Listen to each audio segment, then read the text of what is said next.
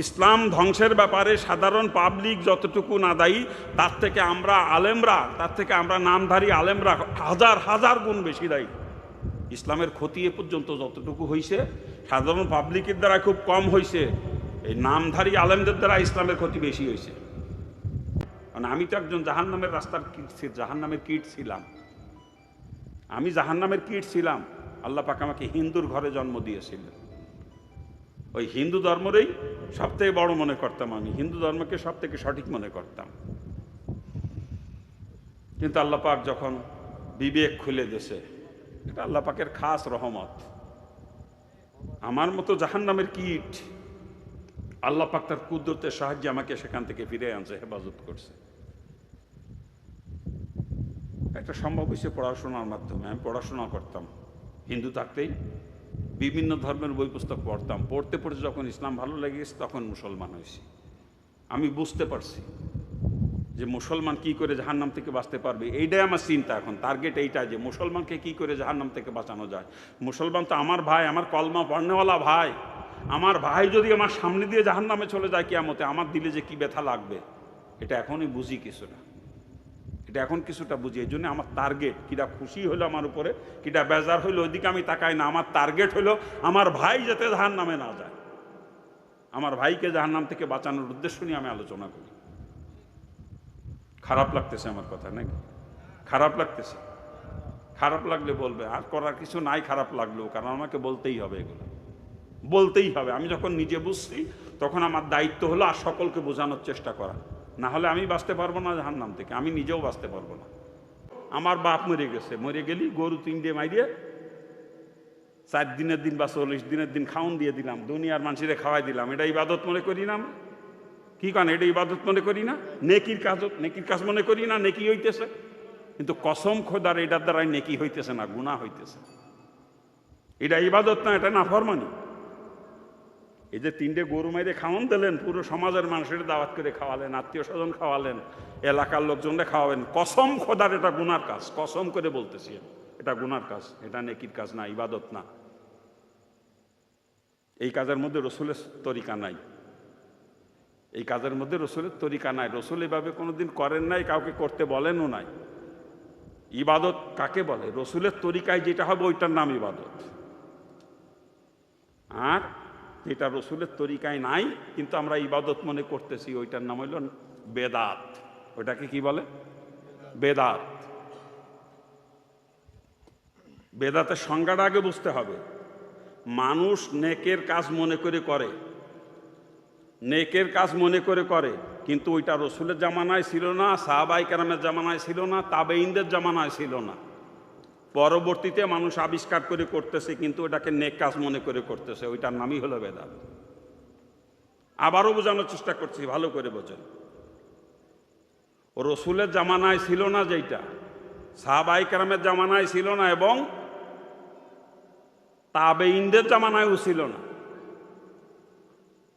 ওইটাকে নেকের কাজ মনে করে করার নাম হচ্ছে বেদাত।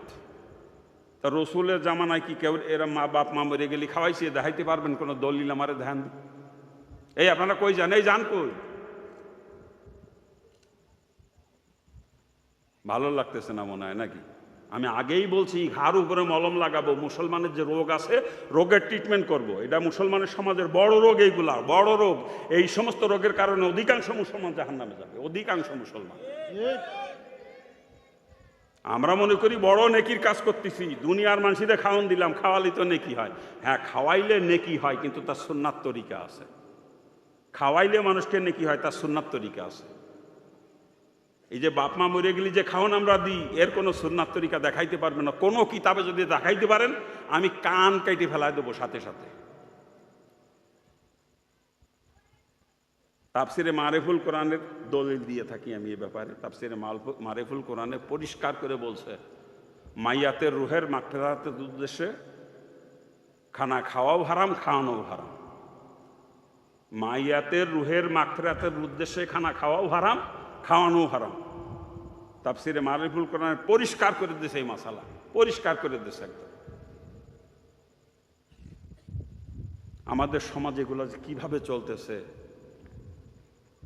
যাদের টাকা পয়সা আছে তারা আরো বেশি করতেছে এগুলো, কি কথা ঠিক না? কি জোরে বলেন? আল্লাহ পাক আমাদেরকে হেফাজত করুক, আল্লাহ পাক আমাদেরকে হেফাজত করুক। বাপ মারে জাহান্নামে পাঠানোর ব্যবস্থা আমরাই করতেছি। এর দ্বারা নেকি হইতেছে না গুনাহ হইতেছে? বলেন, নেকি হইতেছে না গুনাহ হইতেছে? বাপ মা আমারে লালন পালন করে খাওয়াই মানুষ করে বড় করিছে এই গুনাহ নেওয়ার জন্য নাকি? আল্লাহ রসুল কি বলছেন এ ব্যাপারে? তোমার বাপ মার রুহের মাগফিরাতের উদ্দেশ্যে তুমি সাদগায়ে জারিয়ার কাজ করে দাও। কি করতে বলছে? সাদগায়ে জারিয়ার কাজ করে দাও। পারলে একটা মসজিদ বানায় দাও, পারলে একটা মাদ্রাসা বানায় দাও।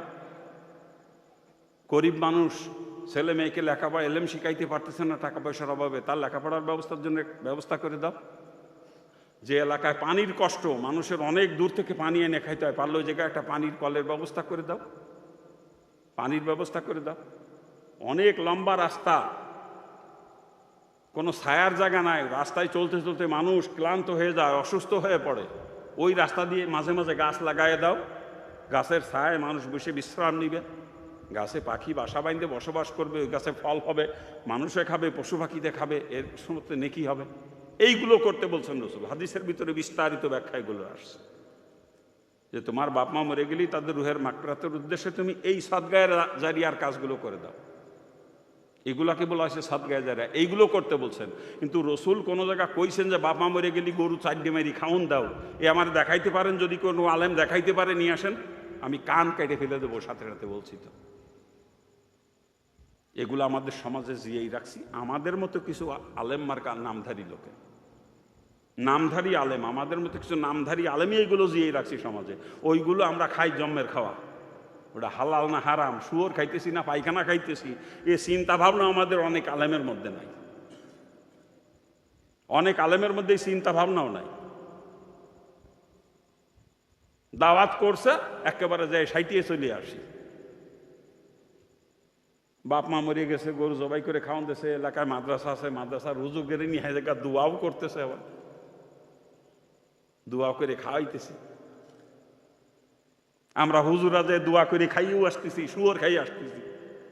হ্যাঁ, আল্লাহ পাক আমাদেরকে হেফাজত করুক। এগুলো সমাজ থেকে উৎখাত করা দরকার। এগুলো বেদাত, এগুলো বেদাত। এটা রসুলের জামানায় ছিল না, সাহাবায়ে কেরামের জামানায় ছিল না, তাবেঈনদের জামানায় ছিল না, পরবর্তীতে আবিষ্কার করে নিছি আমরা, নেক কাজ মনে করে করতেছি। এইগুলোর নামই হলো বেদাত।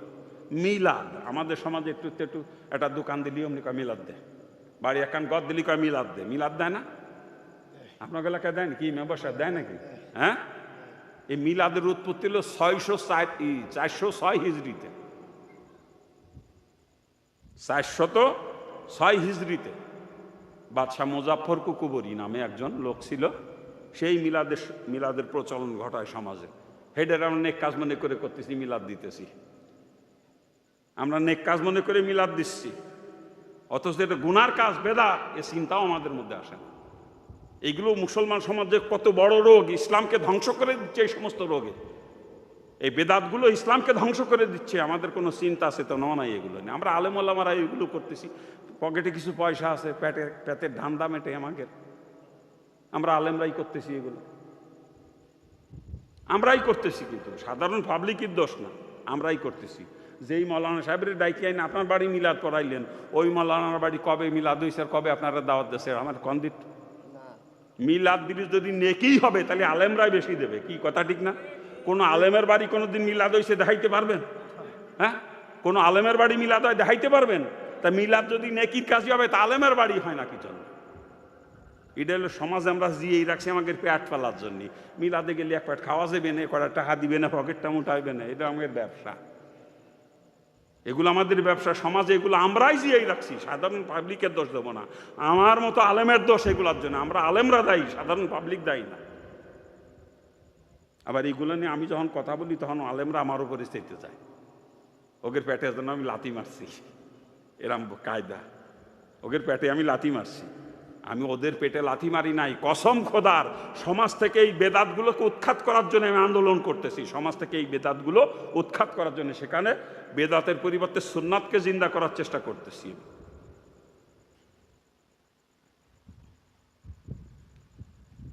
আমার কথা মনে হয় ভালো লাগতেছে না নাকি? ভালো লাগার কথা না, এগুলো ভালো লাগার কথা না। আমি আগেই বলছি গার উপরে মলম লাগাবো, মলম লাগালে জ্বলবে, মলম লাগাইলে জ্বলবে। আল্লাহ পাক আগে আমাদের আলেম সমাজকে হেদায়েত দান করুক, সকলে বলেন আমিন। আমরা আলেমরা যদি সঠিক পথে চলতে পারতাম, তা সাধারণ পাবলিক এমনিই সঠিক পথে চলতো আমাদের দেখা দেখি। কিন্তু আমরা আলেমরাই উল্টাপাল্টা বেশি করতেছি। আমাদের কিছু কিছু আলেমের উল্টাপাল্টার কারণে সমাজ ধ্বংস হয়ে যাচ্ছে, ইসলাম ধ্বংস হয়ে যাচ্ছে। ইসলাম ধ্বংসের ব্যাপারে সাধারণ পাবলিক যতটুকু না দায়ী, তার থেকে আমরা আলেমরা, তার থেকে আমরা নামধারী আলেমরা হাজার হাজার গুণ বেশি দায়ী। ইসলামের ক্ষতি এ পর্যন্ত যতটুকু হয়েছে সাধারণ পাবলিকের দ্বারা খুব কম হয়েছে, এই নামধারী আলেমদের দ্বারা ইসলামের ক্ষতি বেশি হয়েছে। আল্লাহ পাক আমাদের আলেম সমাজকে আগে হেদায়েত দান করুক, জোরে বলেন আমিন। জোরে বলেন না আমিন। খারাপ লাগতেছে আমার কথা নাকি? খারাপ লাগতেছে? লাগে, সত্যি কথা কোনোদিনও ভালো লাগে না। রসুলের হাদিস আল হাক্কু মরলুম, মালের ভিতরে ভেজাল ঢুকানো যাবে না, ওজনে কম বেশি করা যাবে না, মিথ্যা কথা বলে মাল বিক্রি করা যাবে না, জালিয়াতি জুয়াচুরির আশ্রয় নেওয়া যাবে না। কথা ঠিক কিনা? সুন্নাত তরিকায় ব্যবসা যদি করতে পারেন, ওই ব্যবসার দ্বারা শুধু দুনিয়াবি চাহিদা পূরণ হবে না, লক্ষ লক্ষ নাকি আমলনামা জমা হবে। ওই ব্যবসা আপনাকে কিয়ামতের দিন আবু বকর সিদ্দিকের সাথে জান্নাতে নিয়ে যাবে, রসুলের সাথে জান্নাতে নিয়ে যাবে। কি কথা ঠিক কিনা? হ্যাঁ। আর আমরা আজকে ব্যবসা করি কেমনে? আমাদের দান্দাই থাকে কেমনে আর একজনের ঠগাইয়ে বেশি লাভ করা যায়। কি কথা ঠিক কিনা? হ্যাঁ। মাল যখন কিনবো, কৃষকের কাছ থেকে ধান কিনবো, তখন খেয়াল থাকে কেমনে 42 কেজি দিয়ে মনে আনানো যায়। আবার ওই ধান যখন বিক্রি করবো, তখন খেয়াল 38 কেজির বেশি যেন এক মনে না যায়। কেনার সময় 42 কেজি, বেচার সময় 38 কেজি। এই হলো আমাদের ধান্দা। কি কথা ঠিক না ভুল বলতেছি? আপনার ক্ষেতের ধান আপনি বিক্রি করতে নিয়ে গেছেন বাজারে, 40 কেজি মাইফিয়ে নিয়ে গেছেন, এক মন, মাপের উপরে সাইডে বেশিও নিয়ে গেছেন, কিন্তু যে ব্যাপারীর কাছে নিয়ে বিক্রি করছেন বাজারে, ও আপনার সামনে ওজন করবে, ওজন করে দেখাবে 38 কেজির বেশি হয় নাই। আবার আপনি গোস্ত কিনে নিয়ে এসেছেন, গরু গোস্ত বাজারেতে 5 কেজি মাইফিয়ে দিয়েছে, আপনার সামনে মাপের পরে এক পিস বেশিও দিয়ে দিয়েছে। বাড়ি নেই তো মাইফিয়ে দেখেন, একদিন মাইফিয়ে দেখেন দি কটক পাইছেন, 4.5 কেজি হয় কি না তাও কষ্ট। কি আমি কথা ঠিক না ভুল বলতেছি? হ্যাঁ। এই তো আমাদের দেশের ব্যবসা বর্তমান, নাকি ভুল বলতেছি আমি? এই ব্যবসা মুসলমানের ব্যবসা না, এ ব্যবসা শয়তানের ব্যবসা। এ ব্যবসা কার ব্যবসা? শয়তানের ব্যবসা। মালের ভিতরে কোনো ভেজাল ঢুকানো যাবে না। ধান কেনে 2 প্রকার 3 প্রকার 4 প্রকার কিনে একসাথে বাজাইয়ে ভালোটার দামে বিক্রি করে। কি কথা ঠিক না? কি জোরে বলেন? ভালোটার দামে বিক্রি করে। মালের ভিতরে ভেজাল ঢুকানো, মিথ্যা কথা বলে মাল বিক্রি করা চলবে না। বাজারের দোকান আছে, গার্মেন্টসের দোকান, শীতে সেদিনই সোয়েটার কিনে আনছে ঢাকাতে, বঙ্গবাজারেতে বা কালীগঞ্জেতে সোয়েটার কিনেছে, পার পিস 300 টাকা। দোকান পর্যন্ত আনতি খরচ গেছে 1 পিসের প্রতি আর 3 টাকা, তাহলে কত হইল? 303 টাকা নাকি? পিস প্রতি 3 টাকা খরচ গেছে, পরিবহন খরচ। কিনেছে 300 টাকা দিয়ে। হাজি সাহেব এই সুন্নতি দাড়ি মুখে, জুব্বা গায়ে, ফাগড়িও বান্ধা মাথায়, খালি টুপি না, ফাগড়িও বান্ধা। হাজি সাহেব তাহাজ্জুদও পড়ে। কি পড়ে? তাহাজ্জুদও পড়ে, তসবিহ হাতেই থাকে হাজি সাহেবের। ওই 303 টাকার কিনা জ্যাকেট, সোয়েটার বিক্রি করলে 1100 টাকা, কিনা দামে দিয়ে দিলাম, কিছু থাকে না। এর কিনা দামে দিয়ে দিলাম, কিছু থাকে না। ওদিক কিনিছে 303 টাকা দিয়ে, বেচলো কত? 1100। আবার কি কইল? এর কিনা দামে দিয়ে দিলাম, কিছু থাকে না। সত্যি কথা না মিথ্যে কথা হইল? সত্যি না মিথ্যে হইল? ও বলে আজি সাহেব, মানসিক আজি, আমি কই দিই 1 নম্বরের 5জি, 1 নম্বরের 5জি। কি কথা ঠিক না ভুল করছি? ও বলে তাহাজ্জুদ পড়ে। এই তো তাহাজ্জুদ হবে কি বিয়াক্কেল? তো তাহাজ্জুদ হবে কি? তুই তো ব্যবসা করিস 2 নাম্বারই ব্যবসা, তো রুজি তো হারাম, তুই তো শুয়োর খাস, পায়খানা খাস। শুয়োর পায়খানা খাইলেও অত গুনাহ হবে না, ওইটা খাইলে যে গুনাহ হবে। শুয়োর খাওয়া হারাম, পায়খানা খাওয়া হারাম, ওটা খাওয়াও হারাম, কিন্তু শুয়োর খাইলে, পায়খানা খাইলে ওর থেকে গুনাহ কম হবে। ওই খাইয়ে তাহাজ্জুদ মারে। কি কায়দা রে! হারাম করে কোন ইবাদত আল্লাহর দরবারে কবুল হয়? হ্যাঁ। ইবাদত কবুলের 1 নাম্বার শর্ত হালাল রুজি খাওয়া। হারাম খোরের কোনো ইবাদত আল্লাহ কবুল করে না। হারাম খাইয়ে নামাজ পড়তে পড়তে কপাল কালো বানায় ফেলবেন, কসম খোদার একটা সেজদাও কখনো মাহমুদের দরবারে কবুল হবে না, একটা সেজদাও না। ইবাদত কবুলের 1 নাম্বার শর্ত হালাল রুজি খাওয়া। ইবাদত কবুলের 1 নাম্বার শর্ত হালাল রুজি খাওয়া। ওর ব্যবসা হলো উল্টো পাল্টা, মিথ্যে কথা কয়ে মাল বিক্রি করে, মালের ভিতরে ভেজাল ঢুকায় বেচা কিনা করে, ওজনে কম বেশি করে ব্যবসা করে লাভ করে সেইটা খায়, শুয়োর খায়, পায়খানা খায়, ওই খাইয়ে করে নাম। ও বলে তাহাজ্জত মারে, ও বলে তাহাজ্জত মারে। এই বদমাইশ, কোন চোর কইছে তোরে নামাজ পড়তে? হ্যাঁ, কোন চোর কইছে তোরে নামাজ পড়তে? বিয়াক্কেল, তুই আগে রুজিটা হালাল কর, রুজিটা হালাল কর। না ফাও ফাও কপাল কালো বানাই কোনো লাভ নাই। কথা ঠিক না ভুল বলতেছি? জোরে বলে। আশ্চর্য, আজকে চাকরি করি, ওই ইনকাম করি, ওটাও হালাল হয় না, বেতনও হালাল না। কারণ ডিউটিতে ফাঁকি দিচ্ছি, দায়িত্ব অবহেলা করতেছি। কি কথা ঠিক না? জোরে বলে।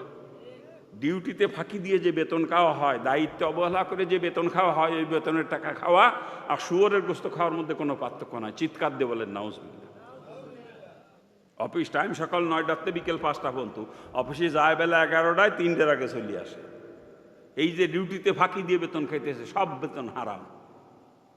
পরপর 3 দিন অফিসে যায় নাই, বড় মাপের অফিসার তো 3 দিন পরপর অফিসে যায় নাই, 4 দিনের দিন যাইয়ে এক পাশে হাজিরা খাতায় সই করে বেতন তুলে নিয়ে আসে 1 মাসের। ও বেতন হালাল না হারাম? ও বেতন হালাল না হারাম? ওই খাইয়ে তাহাজ্জত মারতেছি, কি কায়দা রে! আল্লাহ পাক আমাদেরকে হেফাজত। ভাই আপনারা কই যান? ও ভাই আপনারা যান কই? বসা যায় না?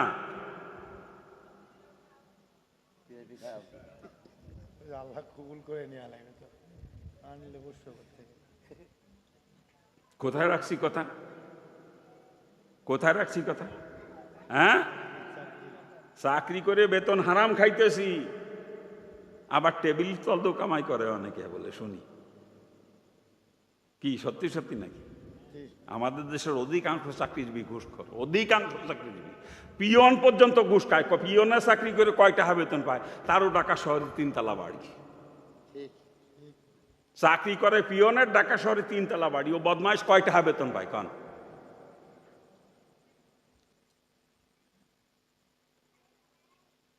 আল্লাহ আমাদেরকে হেফাজত করুক। আবার হজ করিছে 3 বার। হজ করিছে কয়বার? 3 বার। ওর হজ জীবনে কবুল হবে? হারাম টাকা খরচ করে হজ করলে সেই হজ আল্লাহ কবুল করে? সেই হজ আল্লাহ কবুল করে? ওর ইনকাম হারাম। এগুলো নিয়ে চিন্তাও করি না আমরা, চিন্তাও করি না এগুলো নিয়ে আমরা। রোজা রাখি, উরে ঠেলা রে, সকালেতে সেই শেষ রাত্রি সে দেখাইয়ে সারাদিন না খেয়ে কত কষ্ট। পানিও একদম, পানি যে খাবো তারও তো উপায় নেই, আছে নাকি? হ্যাঁ, পানি বসায় বুকি ছাতি ফেটে যাওয়ার মতো অবস্থা, তারপরে একদম পানি খাইনি। এত কষ্ট করি, এত কষ্ট করে রোজা রাখতেছি। ইফতারির সময় হারাম হারাম মাল নিয়ে বসে ইফতারি করতেছি। শুয়োর দিয়ে ইফতারি, শুয়োরের গোস্ত দিয়ে, শুয়োরের মাংস দিয়ে ইফতারি করতেছি। সারাদিন রোজা রাখলাম কষ্ট করিয়া, ইফতারির সময় হারাম খাইলাম, শুয়োর খাইলাম। ওই রোজা রেখে লাভটা কি আমার একটু বলেন? ওই রোজা রেখে লাভটা কি? এই জন্য আগে রুজিটা হালাল করতে হবে। কি আমার কথা বুঝতে পারতেছেন? রুজিটাকে হালাল করতে হবে, রুজিটা হালাল করতে হবে। ইবাদতের কবুলের 1 নাম্বার শর্ত হলো হালাল রুজি খাওয়া। যে যেভাবেই কামাই করি কেন, আমার রুজিটা যেন হালাল হয়, আমার রুজিটা যেন হালাল হয়। ব্যবসা করব সুন্নাত তরিকায়, চাকরি করব সুন্নাত তরিকায়, তাহলে ব্যবসার ইনকামও হালাল, চাকরির ইনকামও হালাল। কৃষিকাজ করব সুন্নাত তরিকায়, তাহলে কৃষিকাজ করে যেটা করবো ওটাও হালাল, নাকি বলেন? হ্যাঁ, এই হালাল খেয়ে ইবাদত যদি অল্পও করি, ওই অল্প ইবাদত আমাকে জান্নাতে নিয়ে যাবে। আল্লাহ রসুলের একখানা হাদিস, ছোট ছোট নুরানি বাচ্চারা পড়ে, 1 নাম্বার হাদিস শরীফ, শুনছেন নাকি আপনারা? Achilles দীনাকা, Achilles দীনাকা ইয়াকফি কালামাল কলিল। তোমার ইমানকে খাঁটি করো, তোমার ইমানকে খাঁটি করো, অল্প আমলই তোমার নাজাতের জন্য যথেষ্ট হয়ে যাবে। তা আমি এটা বলি যে আগে রুজিটা হালাল করো। রুজিটা হালাল করলে অল্প ইবাদত করো, তোমার রাত ভরে তাহাজ্জুদ পড়া লাগবে না, তোমার বছরে বছরে হজে যাওয়া লাগবে না। হজ যদি ফরজে থেকে জীবনে একবার করলেই যথেষ্ট। তোমার সারা বছর নফল রোজা রাখা লাগবে না, 1 মাস ফরজ রোজা রাখলেই যথেষ্ট। 1 মাস ফরজ রোজা, রাত ভরে তাহাজ্জুদ মারা লাগবে না, 5 ওয়াক্ত ফরজ নামাজ পড়ো নিয়মিত, রুজিটা হালাল করো, অল্প ইবাদত তোমারে বেহেশতে নিয়ে যাবে। চিৎকার দিয়ে বলেন সুবহানাল্লাহ, জোরে বলেন না। এই জন্যে ইবাদত কবুলের জন্য যে 1 নাম্বার শর্ত, ওইটাকে আগে ঠিক করেন, আগে রুজিটা ঠিক করেন, রুজিটা আগে হালাল করেন। হারাম খাইয়ে যত ইবাদত বন্দিগি করেন না কেন, 4 পয়সার কোনো উপকার হবে না। কি আমার কথা কি বোঝেন? আমার কথা বোঝেন? তা যে কথা বলতেছিলাম, আল্লাহ পাক সৃষ্টি করেছে ইল্লা লিয়াবুদুন, একমাত্র ইবাদতের জন্যে। আর ইবাদত কখন হবে? যখন সেটা রসুলের তরিকায় হবে। কথা ঠিক না? আর কোন কাজ রসুলের তরিকায় কেমনে হবে? ব্যবসা রসুলের তরিকায় কেমনে হবে? চাকরি রসুলের তরিকায় কেমনে হবে? ঘুম রসুলের তরিকায় কেমনে হবে? নামাজ রসুলের তরিকায় কেমনে হবে? রোজা রসুলের তরিকায় কেমনে হবে? স্ত্রীর সঙ্গে মিলামিশা রসুলের তরিকায় কেমনে হবে? ব্যবসা রসুলের তরিকায় কেমনে হবে? রাজনীতি রসুলের তরিকায় কেমনে হবে? এইগুলো জানতে গেলে ইলম শিখতে হবে আগে। কথা ঠিক না? এই জন্য আল্লাহ পাক ইলম শিক্ষাকে ফরজ করেছেন। তলাবুল ইলমি ফারিদাতুন আলা কুল্লি মুসলিমি অল মুসলিমাত, মুসলমান সে নর হোক আর নারী হোক, তার জন্য ইলমে দ্বীন শিক্ষা করা ফরজ। শুধু পুরুষরা শিখলে হবে না, নারীদের জন্যও ইলমে দ্বীন শিক্ষা করা ফরজ।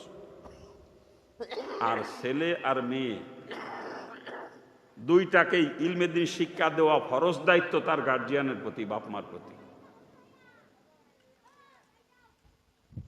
ছেলে হোক আর মেয়ে হোক, এখানে কোনো পার্থক্য নাই। ছেলে হোক মেয়ে হোক, প্রত্যেকটা সন্তানকে ইলমে দ্বীন শিক্ষা দেওয়া ফরজ।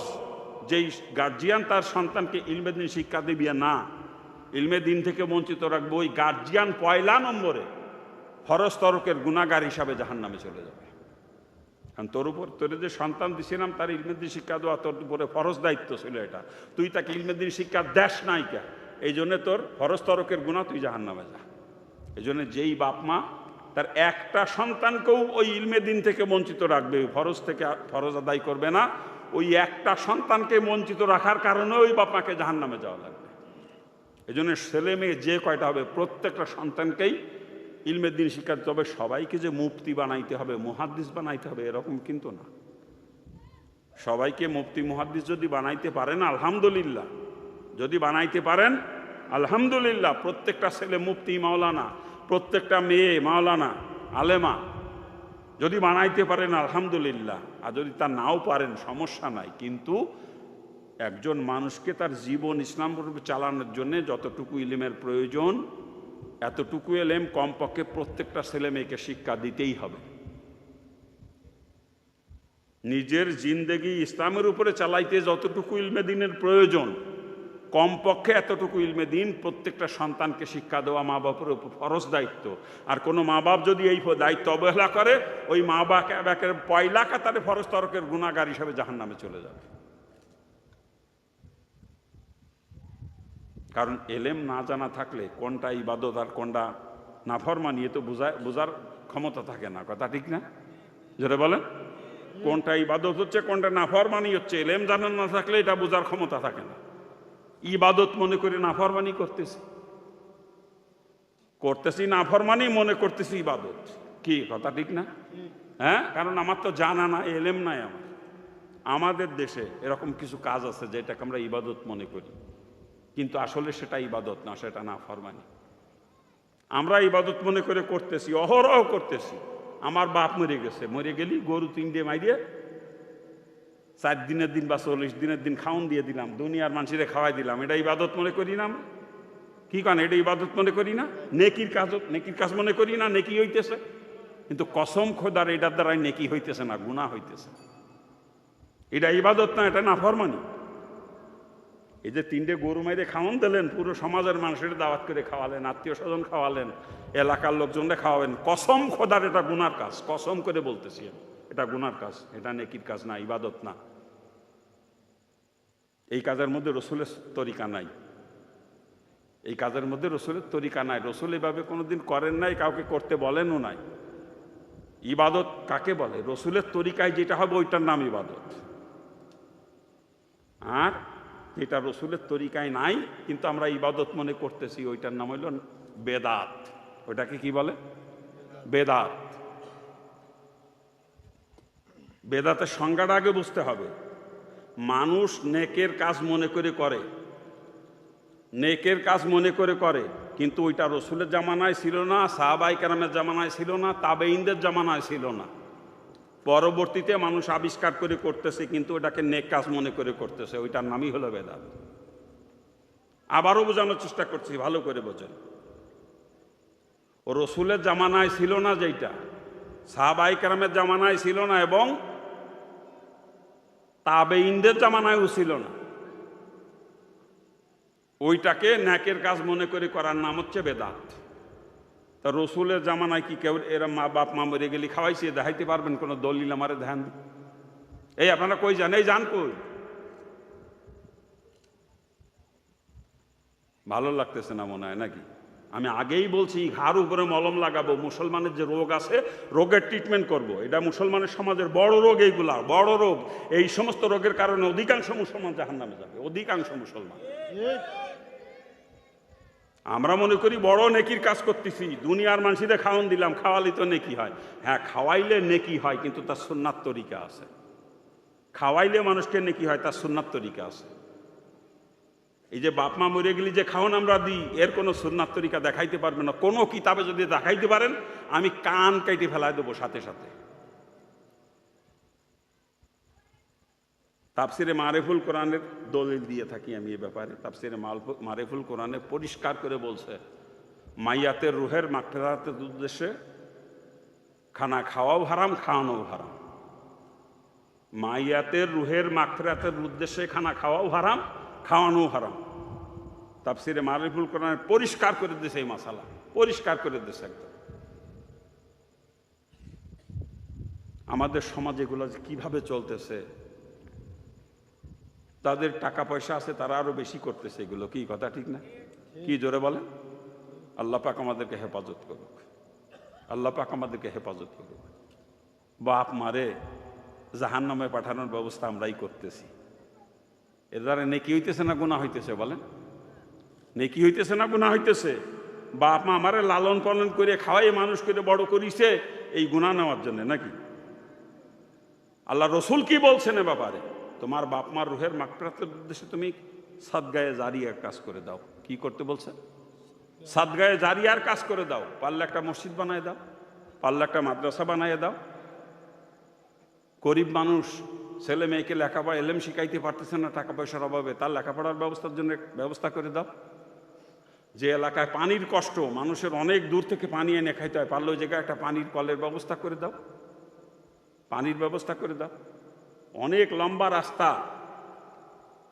কোনো ছায়ার জায়গা নাই, রাস্তায় চলতে চলতে মানুষ ক্লান্ত হয়ে যায়, অসুস্থ হয়ে পড়ে।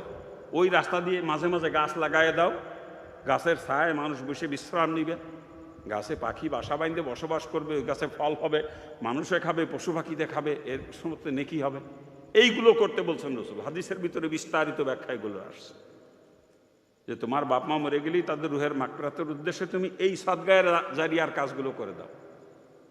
এগুলাকে বলা হয়েছে সাদগায়ে জারিয়া, এইগুলো করতে বলছেন। কিন্তু রসুল কোনো জায়গা কইছেন যে বাপ মা মরে গেলি গরু চারটে মেরি খাউন দাও? এ আমার দেখাইতে পারেন? যদি কোনো আলেম দেখাইতে পারে নিয়ে আসেন, আমি কান কেটে ফেলে দেবো সাথে সাথে, বলছি তো। এগুলো আমাদের সমাজে জিয়েই রাখছি, আমাদের মতো কিছু আলেম মার্কার নামধারী লোকে, নামধারী আলেম, আমাদের মতো কিছু নামধারী আলেমই এইগুলো জিয়েই রাখছি সমাজে। ওইগুলো আমরা খাই জন্মের খাওয়া, ওটা হালাল না হারাম, শুয়োর খাইতেছি না পায়খানা খাইতেছি, এ চিন্তা ভাবনা আমাদের অনেক আলেমের মধ্যে নাই। অনেক আলেমের মধ্যে এই চিন্তা ভাবনাও নাই। দাওয়াত করছে একেবারে যায় সাইটিয়ে চলে আসি। বাপ মা মরিয়ে গেছে, গরু জবাই করে খাওয়ান দিয়েছে, এলাকায় মাদ্রাসা আছে, মাদ্রাসার রুজু করে নিয়ে জায়গা দোয়াও করতেছে, আবার দোয়াও করে খাওয়াইতেছে। আমরা হুজুরা যে দোয়া করে খাইয়েও আসতেছি, শুয়োর খাইয়ে আসতেছি। হ্যাঁ, আল্লাহ পাক আমাদেরকে হেফাজত করুক। এগুলো সমাজ থেকে উৎখাত করা দরকার। এগুলো বেদাত, এগুলো বেদাত। এটা রসুলের জামানায় ছিল না, সাহাবায়ে কেরামের জামানায় ছিল না, তাবেঈনদের জামানায় ছিল না। পরবর্তীতে আবিষ্কার করে নিছি আমরা, নেক কাজ মনে করে করতেছি। এইগুলোর নামই হলো বেদাত। মিলাদ, আমাদের সমাজে একটু একটু একটা দোকান দিলি অমনি কয় মিলাদ দেয়, বাড়ি একান গদ দিলি কয় মিলাদ দেয়। মিলাদ দেয় না? আপনার এলাকায় দেয় নাকি? মেম্বারশিপ দেয় নাকি? হ্যাঁ, এই মিলাদের উৎপত্তি হলো 406 হিজরিতে, 406 হিজরিতে বাদশাহ মুজাফফর কুকুবরী নামে একজন লোক ছিল, সেই মিলাদের প্রচলন ঘটায় সমাজে। হেডের আমরা নেক কাজ মনে করে করতেছি, মিলাদ দিতেছি, আমরা নেক কাজ মনে করে মিলাদ দিচ্ছি, অথচ এটা গুনার কাজ, বেদাত, এ চিন্তাও আমাদের মধ্যে আসে না। এইগুলো মুসলমান সমাজে কত বড় রোগ, ইসলামকে ধ্বংস করে দিচ্ছে। এই সমস্ত রোগে এই বেদাতগুলো ইসলামকে ধ্বংস করে দিচ্ছে। আমাদের কোনো চিন্তা চেতনাও নাই এগুলো নিয়ে। আমরা আলেম ওলামারা এগুলো করতেছি, পকেটে কিছু পয়সা আছে, পেটের ধান্দা মেটে আমাদের, আমরা আলেমরাই করতেছি এগুলো, আমরাই করতেছি। কিন্তু সাধারণ পাবলিকের দোষ না, আমরাই করতেছি। যেই মৌলানা সাহেবের ডাইকি আইন আপনার বাড়ি মিলাদ পড়াইলেন, ওই মৌলানার বাড়ি কবে মিলাদ হয়েছে আর কবে আপনারা দাওয়াত দিয়েছে? আমার কন্দিত মিলাদ দিলে যদি নেকিই হবে তাহলে আলেমরাই বেশি দেবে। কি কথা ঠিক না? কোনো আলেমের বাড়ি কোনোদিন মিলাদ হয়েছে দেখাইতে পারবেন? হ্যাঁ, কোনো আলেমের বাড়ি মিলাদ হয় দেখাইতে পারবেন? তা মিলাদ যদি নেকির কাজই হবে তা আলেমের বাড়ি হয় না কি জন্য? এটা হলো সমাজে আমরা জিয়েই রাখছি আমাদের পেট ফেলার জন্য। মিলাদে গেলে এক পেট খাওয়া যাবে না, কটা টাকা দিবে না, পকেটটা মোটাইবে না, এটা আমাদের ব্যবসা। এগুলো আমাদের ব্যবসা, সমাজে এগুলো আমরাই জিয়েই রাখছি। সাধারণ পাবলিকের দোষ দেবো না, আমার মতো আলেমের দোষ এগুলোর জন্য। আমরা আলেমরা দায়ী, সাধারণ পাবলিক দায়ী না। আবার এইগুলো নিয়ে আমি যখন কথা বলি তখন আলেমরা আমার উপরে চেতে যায়, ওদের পেটে যেন আমি লাথি মারছি, এরম কায়দা। ওদের পেটে আমি লাথি মারছি, আমি ওদের পেটে লাথি মারি নাই। কসম খোদার, সমাজ থেকে এই বেদাতগুলোকে উৎখাত করার জন্য আমি আন্দোলন করতেছি। সমাজ থেকে এই বেদাতগুলো উৎখাত করার জন্য, সেখানে বেদাতের পরিবর্তে সুন্নাতকে জিন্দা করার চেষ্টা করতেছি।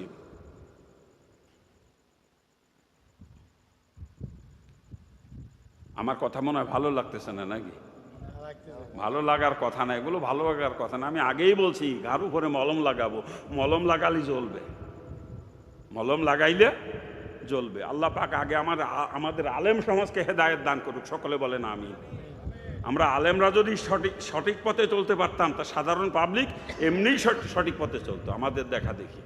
কিন্তু আমরা আলেমরাই উল্টাপাল্টা বেশি করতেছি। আমাদের কিছু কিছু আলেমের উল্টাপাল্টার কারণে সমাজ ধ্বংস হয়ে যাচ্ছে, ইসলাম ধ্বংস হয়ে যাচ্ছে। ইসলাম ধ্বংসের ব্যাপারে সাধারণ পাবলিক যতটুকু না দায়ী, তার থেকে আমরা আলেমরা, তার থেকে আমরা নামধারী আলেমরা হাজার হাজার গুণ বেশি দায়ী। ইসলামের ক্ষতি এ পর্যন্ত যতটুকু হয়েছে সাধারণ পাবলিকের দ্বারা খুব কম হয়েছে, এই নামধারী আলেমদের দ্বারা ইসলামের ক্ষতি বেশি হয়েছে। আল্লাহ পাক আমাদের আলেম সমাজকে আগে হেদায়েত দান করুক। জোরে বলেন আমিন, জোরে বলেন না আমিন। খারাপ লাগতেছে আমার কথা নাকি?